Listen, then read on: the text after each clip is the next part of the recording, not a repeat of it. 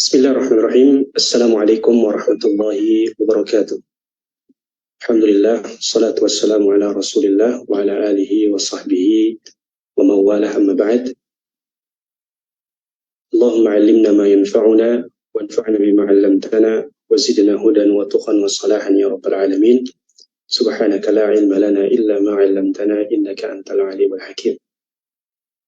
Kaum muslimin pemirsa Markas Inayah yang dirahmati Allah Subhanahu wa taala, alhamdulillah kembali kita bersyukur kepada Allah Subhanahu wa taala atas nikmat dan karunia-Nya. Salawat serta salam senantiasa tercurahkan kepada Rasulullah sallallahu alaihi wasallam, kepada istri-istrinya, keluarganya, para sahabat tanpa terkecuali. Semoga rahmat dan kasih sayangnya meliputi kita semua sebagai umat yang senantiasa mengikuti sunnahnya sampai hari kiamat. Amin ya rabbal alamin. InsyaAllah pada kesempatan ini kita akan melanjutkan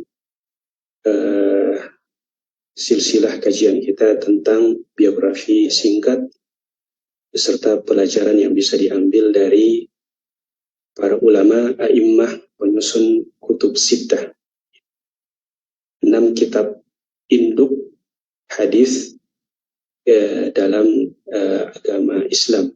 Sebelumnya kita sudah menjelaskan sedikit banyak tentang biografi Imam Bukhari dengan Sahih Bukharinya, kemudian juga dengan Imam Muslim dengan Sahih Muslimnya, kemudian setelah itu Imam Abi Daud dengan Sunan Abi Daudnya, kemudian setelah itu Imam At-Tirmidzi dengan Sunan atau Jami' Tirmidzi, kemudian yang terakhir Al-Imam An-Nasai dengan Sunan An-Nasainya, dan sampailah kita kepada ulama yang keenam, alim yang keenam, yaitu Imam Ibnu Majah, yang terkenal dan dikenal dengan kitab fenomenalnya yaitu Sunan Ibnu Majah alaihi rahmatullah. InsyaAllah pembahasan kali ini kita akan bagi menjadi 2. Yang pertama, siapa itu Imam Ibnu Majah, kemudian bagaimana atau kita akan mengenal bagaimana kitab Sunan Ibnu Majah yang dengan sebabnya beliau dikenal sampai saat ini. Imam Ibnu Majah, beliau adalah Abu Abdullah Muhammad bin Yazid bin Majah al-Qazwini, ya. Jadi kunyah beliau adalah Abu Abdullah. Adapun nama beliau adalah Muhammad, ya. Nama ayahnya adalah Yazid, ya. Adapun Majah itu adalah gelar ayah beliau, ya. Sehingga beliau dikenal dengan Ibnu Majah, artinya anaknya Majah, ya. Anaknya Majah, dan Majah adalah gelar dari ayah beliau. Adapun Al-Qazwini ini nisbah kepada salah satu kota yang ada di Iran, ya, yaitu Qazwin. Yaitu Qazwin. Dan kota Qazwin ini termasuk kota yang sangat terkenal dengan ilmu dan pengetahuan pada masanya, ya, sampai-sampai ada ya seorang ulama yang bernama Al-Hafidh Ar-Rafi'i, ya, membuat kitab khusus yang menjelaskan tentang keutamaan kota ini, ya, namanya At-Tadwin fi Akhbari Qazwin lil Hafidh Ar-Rafi'i, ya. Dan sangat jelas bahwasanya Imam Ibnu Majah alaihi rahmatullah, beliau adalah orang Persia asli, ya, orang Persia asli dan bukan orang Arab, ya. Dan ini sekali lagi menunjukkan bahwasanya benar apa yang dikatakan oleh Rasulullah sallallahu alaihi wasallam, ya, "Lau kana al-ilmu bis-suraya la tanawalahu rajulun aw rijalun min abna'i Faris." Ya, kata Nabi sallallahu alaihi wasallam, andaikan ilmu itu bergantungan di bintang-bintang yang bernama Thuraya, maka niscaya ia akan diraih oleh anak-anak keturunan dari Persia, ya. Rasulullah SAW mengatakan hal tersebut sambil menepuk pundak daripada Salman Al-Farisi yang juga berasal dari, ya, Persia. Ini menunjukkan bahwasanya kelak orang-orang Persia, ya, mereka akan Islam akan menjadi sangat mulia, ya, di tangan orang Persia. Dan di antaranya adalah Ibnu Majah alaihi rahmatullah. Ibnu Majah alaihi rahmatullah, beliau lahir pada tahun 209 Hijriah, ya, di awal-awal abad ketiga di kota Qazwin tentunya, ya, yang bertepatan dengan masa kekhilafahan Al-Ma'mun, ya, masa kekhilafahan Al-Ma'mun, ya, Al-Abbasiyah. Memang masa kekhilafahan Ma'mun ini sangat-sangat terkenal dengan masa-masa munculnya bahkan banyaknya ulama-ulama, ya, baik itu dalam bidang ilmu hadis ataupun fikih, ya, dan seterusnya, ya. Dan di antara mereka adalah Imam Ibnu Majah alaihi rahmatullah. Sejak kecil Imam Ibnu Majah itu sudah memiliki kecintaan yang sangat besar terhadap ilmu, ya.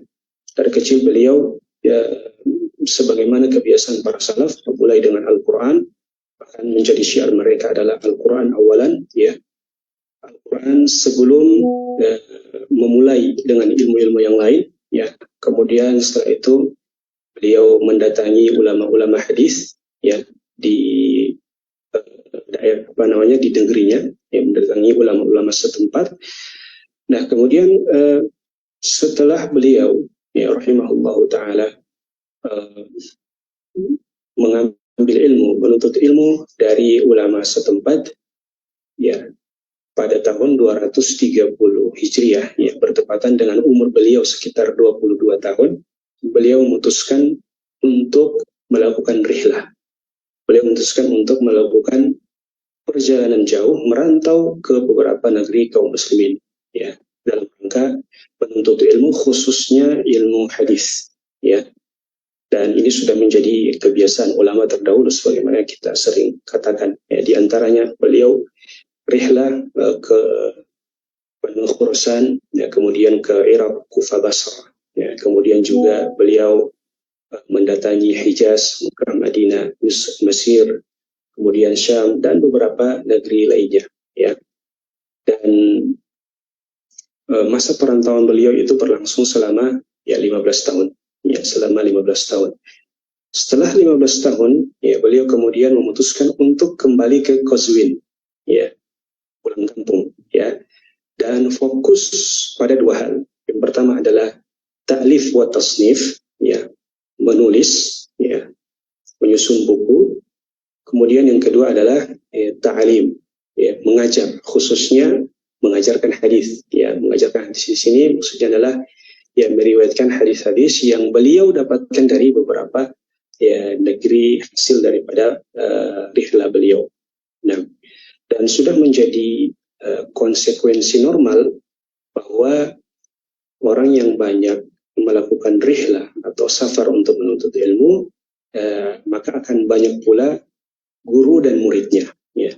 Seperti itulah yang terjadi pada Ibnu Majah. Ibnu Majah, beliau sangat banyak gurunya dan juga sangat banyak muridnya, ya. Kita tidak bisa sebutkan semuanya, kita sebutkan sebagiannya. Di antara guru-gurunya adalah Imam Ali bin Muhammad At-Tanafisi Al-Hafidh, ya, beliau adalah ahli hadis dari Qazwin. Bahkan beliau banyak meriwayatkan hadis-hadis dari sang imam ini, ya. Kemudian juga ada Mus'ab bin Abdullah Az-Zubairi, kemudian juga ada Suhaib bin Sa'id dan lain sebagainya. Adapun murid beliau, ya, di antaranya adalah Muhammad bin Isa Al-Bahari, kemudian Abu Thaib Ahmad bin Rawh Al-Baghdadi, ya, kemudian Abu Amr Ahmad bin Muhammad bin Hakim Al-Madini, ya, dan lain sebagainya. Artinya murid-muridnya ini ada yang berasal dari kampung beliau sendiri, ya, dari Qazwin, dan juga ada yang datang jauh-jauh dari luar luar Qazwin, ya, untuk sengaja menuntut ilmu dari beliau alaihi rahmatullahi wa ala ulama muslimin jami'an. Taib, karena keilmuan beliau yang sangat luar biasa, ya, beliau mendapatkan beberapa, ya, testimoni atau tazkiyah, ya, dari beberapa ulama. Kita sebutkan di antaranya ada Abu Ya'la Al-Khalili, ya. Beliau mengatakan ya bahwa Ibnu Majah adalah thiqatun kabir. Beliau adalah alim yang thiqah, yang dipercaya ya agama dan ilmunya, ya ulama besar. Muttafaqun alaihi, semua sepakat atas keimaman dan keilmuannya. Muhtajjun bihi, beliau merupakan hujjah. Kemudian lahu ma'rifatun bil hadithi wa hifdzun. Ya, beliau bukan hanya saja menghafal hadis-hadis, bukan hanya saja banyak menghafal hadis, tapi juga lahu ma'rifat, beliau memahaminya, ya, dan itu bisa dibuktikan dari beberapa tulisannya, khususnya kitab Sunan Ibnu Majah yang insyaallah kita jelaskan sebentar. Kemudian juga ya, Ibnu Khalikan mengatakan bahwasanya ya, Ibnu Majah adalah al-hafizul masyhur, ya, seorang ulama hadis yang sudah sampai tingkat al-hafidh, ya, yang terkenal. Musannif kitab Sunan fil hadis, beliau terkenal dengan kitab Sunan, ya, yaitu Sunan Ibnu Majah.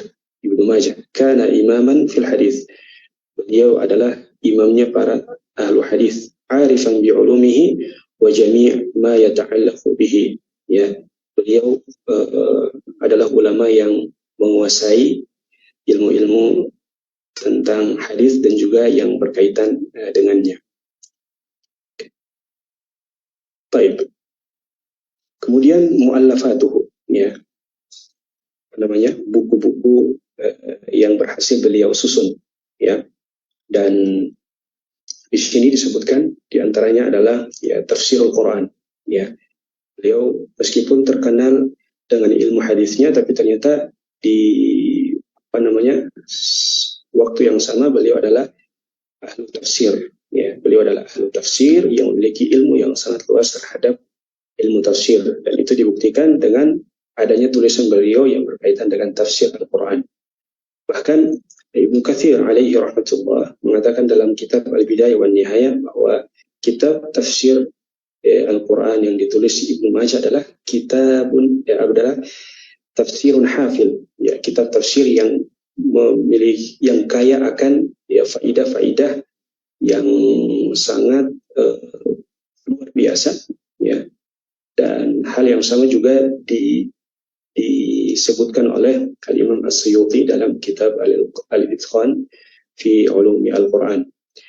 Di samping itu juga beliau ya menulis kitab tentang ya tarikh, ya, tentang sejarah, ya, dan hal itu juga disinggung oleh Ibnu Katsir, ya, dalam Al-Bidayah wan Nihayah. Bahkan beliau memuji kitab ini dan mengatakan bahwa ia adalah merupakan kitab tarikh kamil, ya, kitab tarikh yang sangat lengkap, ya, yang memuat sejarah dari zaman sahabat sampai ke masa atau era beliau alaihi rahmatullah.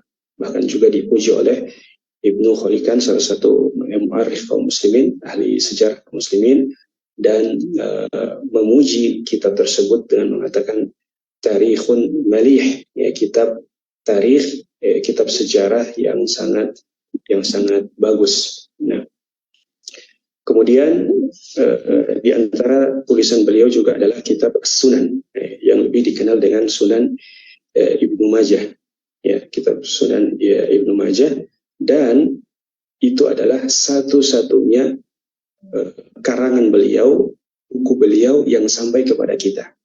Satu-satunya kitab beliau yang beliau tulis yang sampai kepada kita adalah kitab Sunan, ya, Ibnu Majah. Hanya itu saja. Adapun kitab tafsir Al-Quran yang kita sebutkan tadi, kemudian kitab tarikh, ya, itu mafqud, ya, hilang, ya, dan belum sampai kepada kita. Nah, tapi meskipun demikian, meskipun kitab Sunan adalah satu-satunya kitab yang sampai kepada kita, tapi kitab Sunan adalah kitab terbaik yang pernah beliau tulis, ya. Bahkan beliau terkenal disebabkan karena kitab Sunan ini, ya. Bahkan beliau terkenal mendapatkan kedudukan istimewa di antara ulama, ya, khususnya ulama hadis, ya, disebabkan karena kitab Sunan ini. Dan kitab Sunan ini merupakan kitab keempat, artinya berada di posisi keempat di antara kitab-kitab sunan yang lainnya. Ya. Yang pertama Sunan Abi Daud, kemudian yang kedua Sunan Tirmidzi, kemudian yang ketiga Sunan Nasai. Nah, yang keempat ya adalah kitab Sunan Ibnu Majah alaihim rahmatullahi jami'an. Nah, baik. Nah, sehingga itulah kenapa disebut dengan Kutubus Sittah. Ya, Kutubus Sittah itu adalah kitab induk hadis yang agama itu berporos pada 6 kitab induk hadis ini.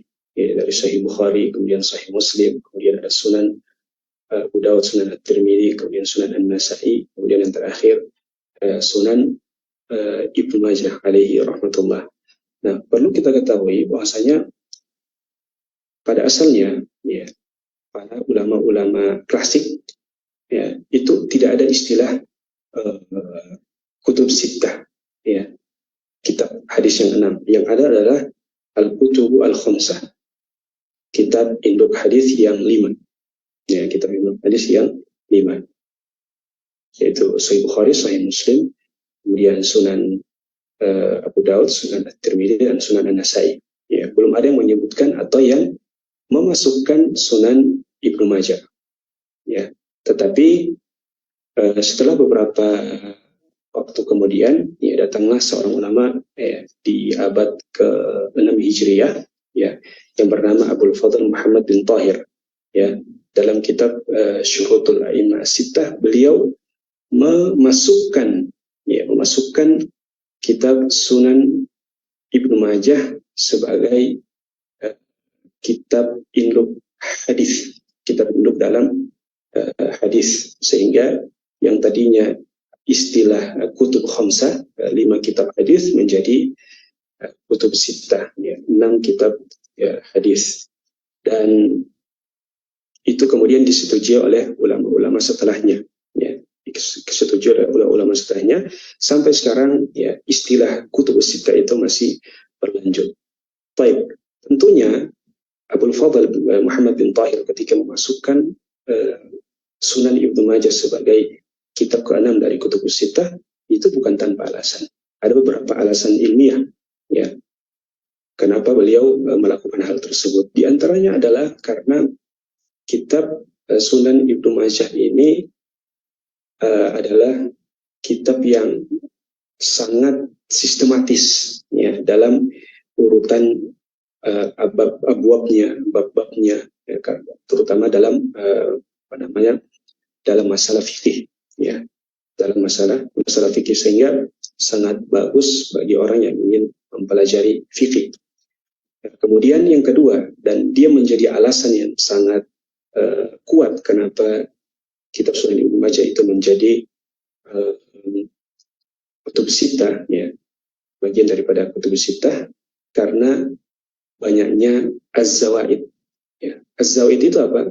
Zawaid itu adalah hadis-hadis yang hanya disebutkan dalam Sunan Ibnu Majah dan tidak disebutkan dalam, ya, kutub khamsah lainnya, baik itu Sahih Bukhari, ya, ataupun Sahih Muslim, ataupun Sunan Abu Dawud, atau Sunan At-Tirmidzi, Sunan Nasai. Ya, ada hadis-hadis yang hanya akan kita temukan dalam Sunan Ibnu Majah, dan itu jumlahnya sangat banyak. Ya. Ulama menghitung, ya, itu ada sekitar 1339, ya, 1339 az-zawaid, ya, hadis-hadis yang hanya bisa kita temukan dalam Sunan, ya, Ibnu Majah, ya. Tentunya sebelum kita lanjut, ya, perlu kita ketahui bahwasanya jumlah hadis yang ada dalam Sunan Ibnu Majah itu ada sebanyak 4.341. Nah, dari 4.341 ini ada 3.002 hadis yang juga diriwayatkan oleh ulama hadis yang lainnya, baik itu Imam Bukhari, Imam Muslim, dan sebagainya. Ya, ada 3.002. Adapun 1339 itu hanya bisa kita temukan dalam Sunan Ibnu Majah, makanya disebut dengan Zawaid. Ini jumlahnya sangat banyak. Dari 1339 hadis ada 428 hadis yang sahih. Dan ada 428 hadis yang sahih dan 100 lebih, 100 lebih hadis yang hasan, dan sisanya itu ada hadis yang dhaif, ya, ada hadis yang sangat lemah, ya, bisa disebut dengan munkar, bahkan ada beberapa hadis yang meskipun sedikit, ya, hadis-hadis yang maudhu' atau hadis-hadis yang palsu. Baik, sebagaimana ulama yang lainnya,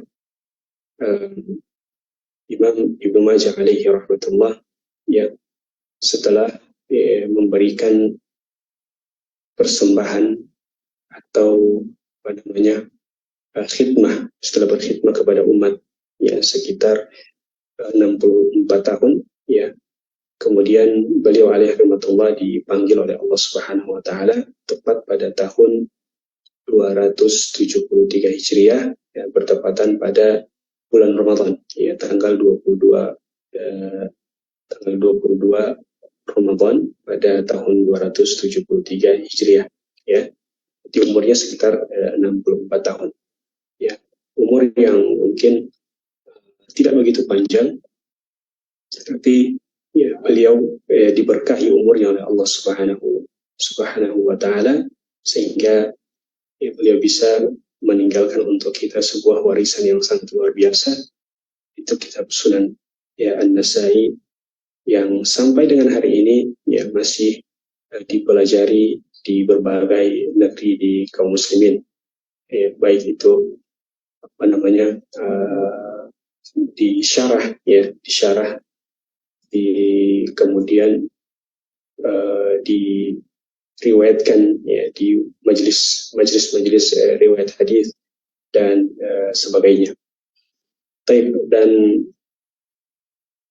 ada satu faedah yang belum kami sampaikan terkait tentang, ya, rihlah yang dilakukan oleh Ibnu Majah dan juga ulama-ulama yang lain, yang kita sebutkan bahwasanya itu adalah merupakan kebiasaan ulama-ulama terdahulu, ya, bahwa satu-satunya wasilah untuk menuntut ilmu adalah dengan merantau, ya, satu-satunya wasilah untuk menuntut ilmu adalah dengan merantau, ya. Bahkan di antara mereka ada yang, ya, sengaja melakukan rihlah merantau, ya, selama sebulan, ya, hanya untuk memastikan satu hadis. Setelah sampai ke orang yang ingin dituju, ternyata orang yang dituju sudah wafat, ya, dan itu adalah hal yang biasa bagi mereka, ya.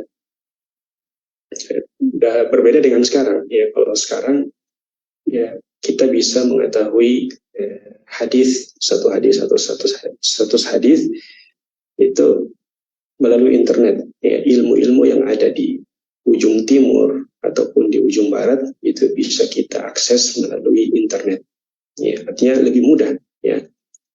Meski dengan kemudahan itu tetap saja kita tidak bisa, jangankan menyamai, ya, mendekati ilmu saja mereka itu adalah hal yang mustahil, ya. Tentunya di samping karena faktor kemalasan, juga karena faktor, ya, kurangnya keberkahan dalam waktu kita, ya. Dan mungkin ini yang bisa kami sampaikan, ya. Semoga dengan membaca sirah atau biografi singkat dari ulama Kutubus Sittah ini menjadi motivasi dan stimulan, ya, stimulan bagi kita untuk kembali bersemangat dalam, ya, menuntut ilmu, ya. Kata Imam Ibnu Rajab, inna fi sama'i akhbaril akhyar, inna fi sama'i akhbari al-akhyar muqawiyan lil azaim wa mu'inan li ittiba'i al-athar. Ya, kata Ibnu Rajab Al-Hambali alaihi rahmatullah, sesungguhnya dalam membaca, ya, kisah-kisah, ya, orang saleh, ya terdahulu itu dapat membakar semangat kita, menguatkan tekad kita, ya, baik untuk beribadah ataupun menuntut ilmu. Wa mu'inan littiba'i al-athar. Bahkan dengan membaca kisah-kisah mereka itu akan memudahkan kita untuk mengikuti jejak-jejak mereka, baik dalam bab ilmu ataupun dalam bab amal, ya, atau beribadah.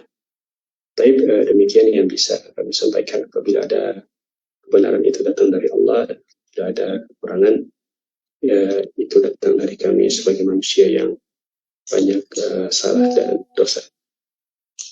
Tapi barangkali ada yang perlu ditanyakan sebelum kita tutup.